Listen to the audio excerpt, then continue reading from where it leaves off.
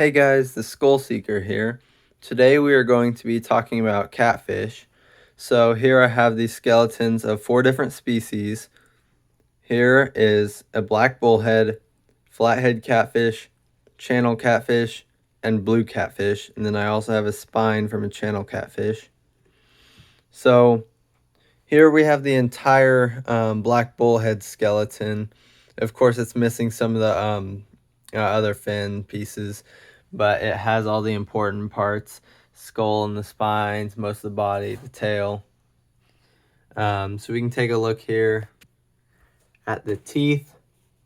So catfish actually have quite a bit of teeth, but you almost never, it doesn't really seem like they do because they have the pads which kind of cover up most of the teeth. However, a little bit still protrude. And if you've ever gone noodling, you know that they definitely have teeth because it will completely tear up your arm and cause bruising. And anyway, this is what they look like without any of the gums and padding or anything on them, just a whole bunch of teeth. Pretty cool. I can zoom in here to take a better look. Lots and lots of teeth. Notice how some are curved too, instead of just going straight up. Anyway, yeah, that's pretty cool. There we go. Okay. So next we have the spines. So here we have a catfish pectoral fin spine. And so it has these barbs here, these serrations. So actually the catfish can make a sound by doing this with their fin.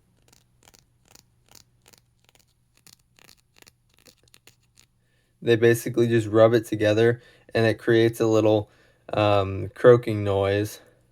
And the other thing with these spines, so half of all catfish species are venomous, and almost all have some kind of protein that they can inject from these spines. So some of them are actually extremely dangerous just by their venom alone. So there's quite a few that can hospitalize you, but the striped eel catfish's venom is strong enough to kill you. And there's like a death caused by a striped eel catfish once every 2 years or so. It's still not too common, like I say, but it's certainly, their venom is powerful enough to kill you if you touch them. But that's also like a dumb thing to do. Like, you should know by now not to, like, any smart person knows, don't touch things in the ocean. Everything's venomous, poisonous, whatever. That's just a rule of thumb. Don't touch things when you're diving. Anyway, here we have a partial channel catfish skull. It has the jaw here. It's missing the pieces on the side where the eyes kind of go. And of course, it doesn't have the spines either. But here's most of the skull. And as always, my cat joined us, so he's probably going to cry at some point. You can see in the top here, this kind of open area here. This is where the brain goes, and this is, if you want to remove the brain on a catfish that you want to like preserve or whatever, you just kind of poke through the bottom, come out the top. That's how you remove the brain. So that's pretty interesting how that works. Then here we have the flathead with somewhat medium-sized spines. And then here we have the kind of where the eyes go. It's not exactly where they are, but it's somewhat seeable. The jaw here, none of these others have teeth, unfortunately, except for the bullhead. Then we have the dorsal fin spine. And then we have the blue catfish skull. So I guess now we can talk about sizes. So first of all, this blue catfish skull is larger than the world record. So if I caught this while it was alive, I would have the new world record for largest blue catfish. However, unfortunately, I just found the bones, so we got a really big dead one instead. Also, unfortunately, it didn't have all the bones. The most I could get was 7 pieces, 8 counting one of the fins, but I couldn't clean it very well. So this is only 7 pieces here of real bone. The rest is I reconstructed with cardboard to make it look as accurate as possible. It's still not 100%, but it's pretty close. So anyway, the largest blue catfish caught on rod and reel was 160 pounds approximately, and about 5 feet long. However, the largest one ever caught was caught by net in the Mississippi River, and it was over 9 feet long. And I don't know the weight on it. I'm thinking like 400 something pounds. But anyway, it was pretty massive. It was in the 1900s, but nobody talks about it or whatever. You can't really learn about it because nobody cares about ones that aren't caught by rod and reel, which is kind of annoying because people have caught quite a few catfish larger than the world record for rod and reel just using nets, spear fishing, bow fishing, stuff like that. Usually the spear fishing on catfish is like actual spears, not like a spear gun. So just keep that in mind if I say spear fishing.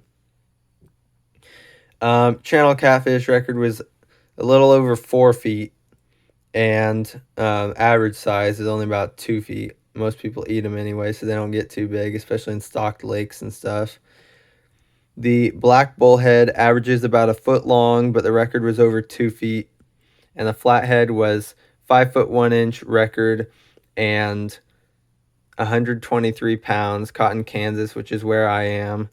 The only other thing is that once again with the record flathead, that one was caught by rod and reel. The record by net was, I think, 160 pounds and a few inches larger. But yeah, in terms of North American catfish, blue catfish is still the heaviest in terms of weight. Flathead's number 2. Then, of course, there's various other species of catfish native to North America, and a few that aren't, such as the walking catfish that have been introduced in Florida, and they're causing problems there. Yeah. Now, a cool thing about catfish, so whereas most fish have like their swim bladder that allows them to float, and so they actually have the buoyancy going on with their bodies, catfish have negative buoyancy, and basically they're drawn to the bottom. That's why they're bottom feeders, kind of. I mean, not all of them are, but like they have negative buoyancy, and that's due to a reduced gas bladder. So basically they just sink without any effort, whereas other fish float without any effort. So that's kind of cool. And so I guess another thing, so for non-North American catfish, so the in terms of weight, the 3 largest catfish in order are the Piraiba at 1,322 pounds, which was caught by net once again. And then at number 2 is the Wels Catfish at 882 pounds. And then number 3 is the Mekong Giant Catfish, net once again, 784 pounds. So those are the 3 largest in terms of weight. Now, if you go in terms of length, there are 6 that I put that stand out. However, Mekong is actually in 6th place. It's not quite the biggest, even though that's what Google will tell you. But that was just like the famous one. Like it was so massive. It was like 646 pounds, I think. But that wasn't the largest. That was just the one that hit the news and to become famous and is known as the largest freshwater fish, which is false because we all know that sturgeon can get over 4,000 pounds. But anyway, so in terms of the longest catfish, so we have number 1, the Wels Catfish, 18.1 feet, 882 pounds. Number 2, the Manguru at 14.5 feet and 661 pounds. At number 3, we have Soldatov's Catfish at 13.1 feet and 661 pounds. And at number 4, we have the Kokanee Catfish at 13 feet and 400 pounds. And at number 5, Piraiba, 1,322 pounds and 12 feet. So that's pretty impressive that the Piraiba can reach over half a ton. Now, if you take into account the fact that they have the filaments when they're younger, if a Piraiba was able to retain the filament on his tail through adulthood, which is probably never happened because when they're younger, that it gets eaten off them by other fish, or they just lose it naturally. But if that happened, a 12-foot Piraiba could, even though it wouldn't count for anything, technically be 24 feet long, even though 12 foot of it would just be like an inch or less than just part of the tail. But anyway, then number 6, we have the Mekong Giant Catfish at 10.5 feet and 784 pounds. So the Mekong isn't quite the biggest freshwater fish.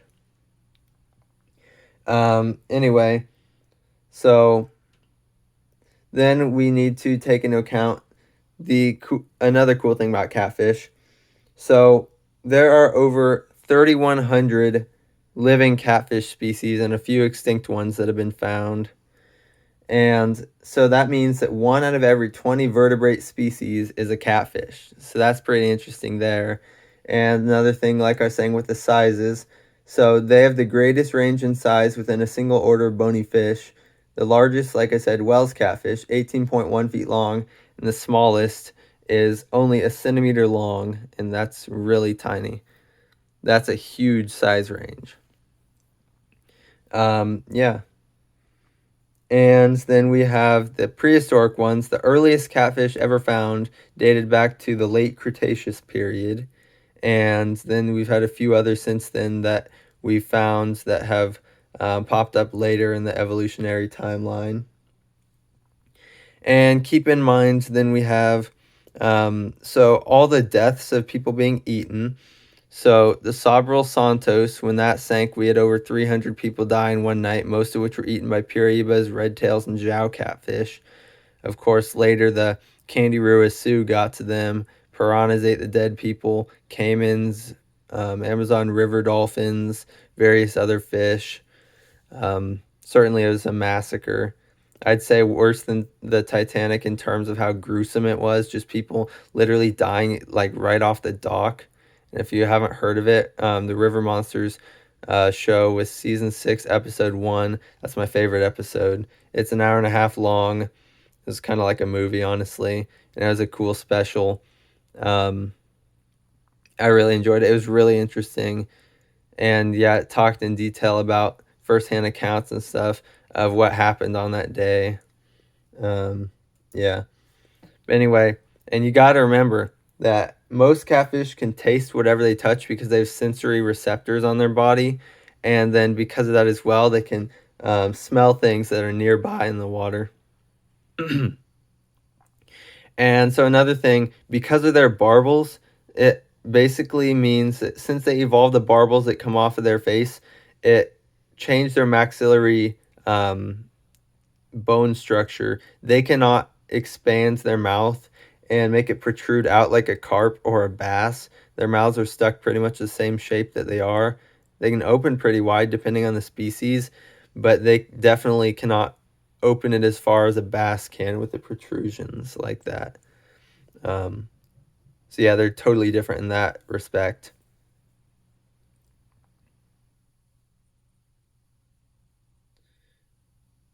And so then another interesting thing about catfish, so no catfish have scales, which is unique to like that's pretty cool.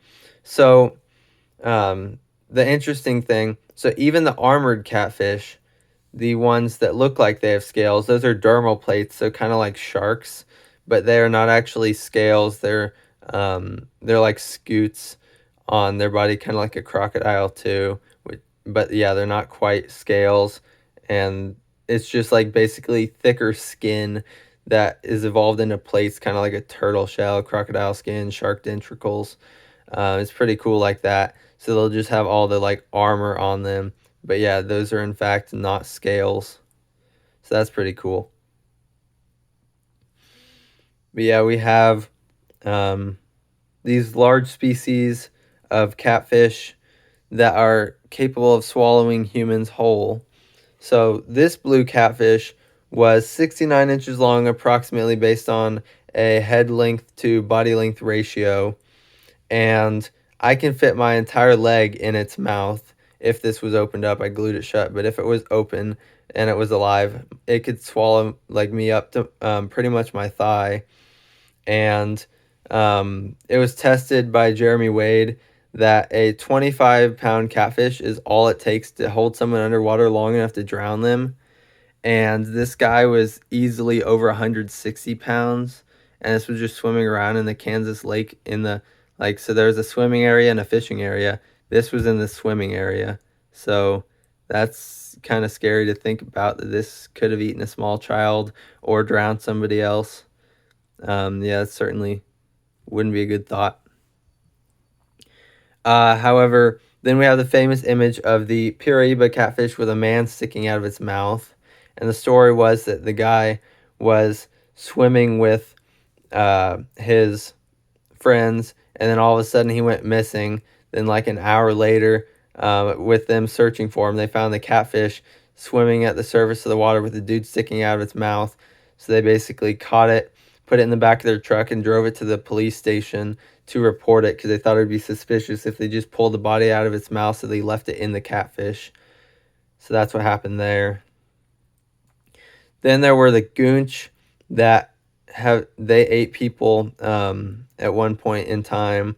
There's like 3 people that vanished and ended up being eaten by large Goonch. They've also been known to attack water buffalo.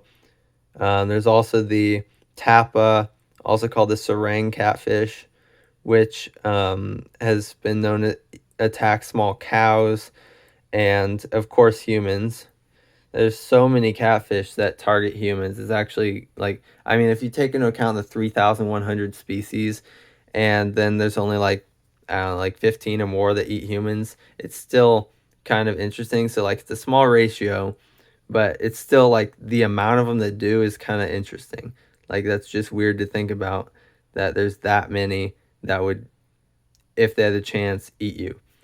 Another one is the voodoo, which the largest one ever reported was assumed to be 15 feet long. However, usually they only get around 6 to 7 feet. It's very rare that they would get near 15 feet. Like, that's just way far off. Because, yeah, generally, while still a large catfish, they're certainly usually smaller than the Piraiba.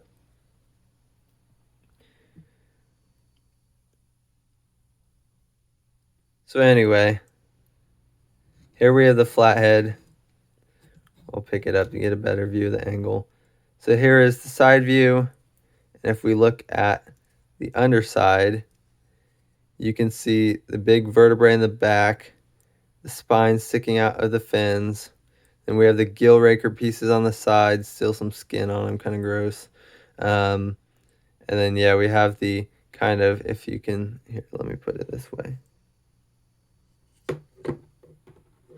The kind of crucifix there on the bone that catfish skulls are famous for. You can find a lot of them for sale on Etsy, probably eBay too, because they're kind of cool with the crucifix there that looks like Jesus on the cross.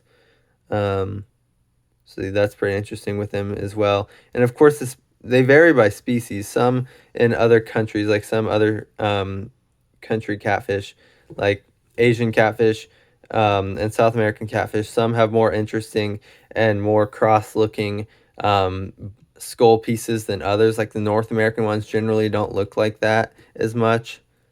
Like this one especially, the channel catfish. I mean, that's kind of like it, but there's certainly some that look really cool. Some that even look like the head of a person on there. So that's, yeah, it's certainly interesting. And then, yeah, we have the blue catfish. I'm not even going to try to pick that up because I need 2 hands usually, just because I don't want to break it, since it's kind of off balance with the cardboard and the bone.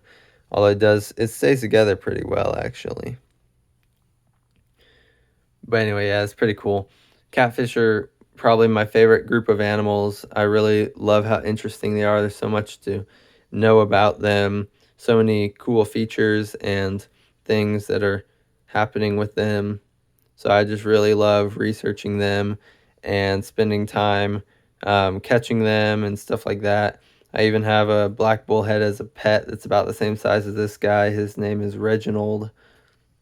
Another thing with the barbels, so most of the time they have 8 total. They have 4 pairs, and usually they will have 2 on top, the 2 longer ones on the side, and then 4 on the chin. However, some are missing the 2 on the top, and then some are missing the 4 on the bottom, and there's various other assortments, but pretty much all of them have the main 2 on the side, the longest 2. Some, like some Plecostomus, and some of those like almost hairy looking ones, yeah, basically it looks like they have hair protruding out from their face, which is pretty cool. Pretty interesting. But yeah, just overall, pretty cool group of fish. Then, of course, there's the importance in the pet trade with lots of quarry catfish and even gulper catfish being pets, and sometimes tiger shovelnose, red-tailed catfish, occasionally Piraiba. I know there's some videos on YouTube with young Piraiba in a fish tank. They're pretty cool. That'd be my dream fish. 1,000-gallon fish tank or larger, big Piraiba. But yeah, that'd be awesome. Yeah, so then gulper catfish. Gulper catfish are capable of swallowing something the same size as them, and they generally are about a foot long. I think they can grow to 2 feet, but that's rare in fish tanks. They're usually, I don't know, like 6 inches or so, up to a foot. But you can drop a fish in there about the same size as them or smaller, sometimes even larger, and they'll swallow it whole, and it's pretty cool. They actually are required to do this to survive. I know there's people who comment on those YouTube videos with the gulper catfish saying it's inhumane, that they're just killing fish for views and stuff. But like that's literally how they eat, and they're basically what the reason that they have to do that is so certain animals have animals have different ways of like trying to prevent predators from eating them. And basically, the gulper catfish makes it so that it, by eating that much, that often, it basically just grows so fast that the predators that would eat it are now too small to eat it. So it basically just outgrows its predators by eating fish that are the same size as it so that it grows rapidly. And the other thing is, its digestive system is crazy because while it can take up to a year for a python or crocodile to digest a large meal, it takes them like 2 or 3 days to digest something the same size as them. That's just crazy because those people will tell you that they feed them like every few days because they'll just eat something the same size as them and then it's gone within like 2 days. Feed it again the day after. It's crazy. But yeah, certainly anacondas can take, like up to a year just dissolving a caiman in their stomach, and they'll just sit around that entire time not doing much. It's pretty crazy. So I don't know, they must have some really fast digestive juices. Like that would be really fast working. And then yeah, we have the red-tailed catfish, which is common in the pet trade. Unfortunately, for a lot of people, they have them in small tanks, and then they basically release them into the local lake, river, whatever, because they got too big. And so that's the fault, usually the fault of the person who sells them, the red tail. And that's because I've certainly seen things where the owner of the pet store will say, oh, these are small catfish, they don't get that big. And that's the reason that they get released so often, because there's quite so many pet store owners that just want to sell the fish.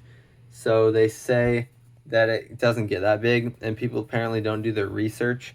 So then they have a small tank with a 2-inch red tail or something, and they can grow like 21 inches in their first year. It is crazy. So basically, they outgrow the tank, and then the owner releases them into a pond or river or lake, and that's how you get invasive species happening. So Florida is kind of infested with like literally everything these days. Nile crocodiles, walking catfish, pythons, lionfish, red-tailed catfish, snakeheads, tegus, all sorts of things. Arapaima.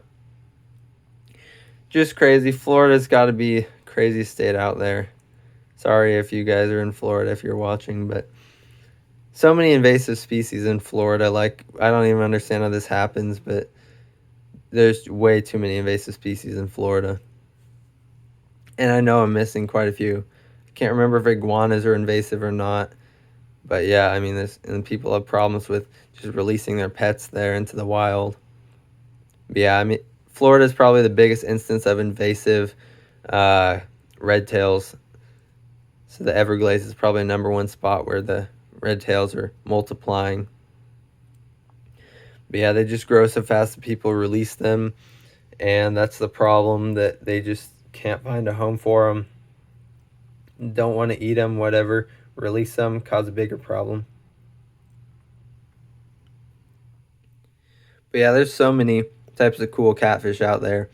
The bumblebee catfish, which is kind of it's a smaller catfish. It's black and yellow kind of spots. It's a really cool one. Then there's the gaff top sail catfish, which is an ocean catfish, highly venomous, and it has a super long dorsal fin spine and pectoral fin spines. So it's pretty cool. And man, I'm losing my voice. 26 minutes of straight talking is not good for me, I guess. But, you know, I just love catfish so much. I wanted to do a video to talk about them and recognize them. All sorts of cool things about them. Just talk.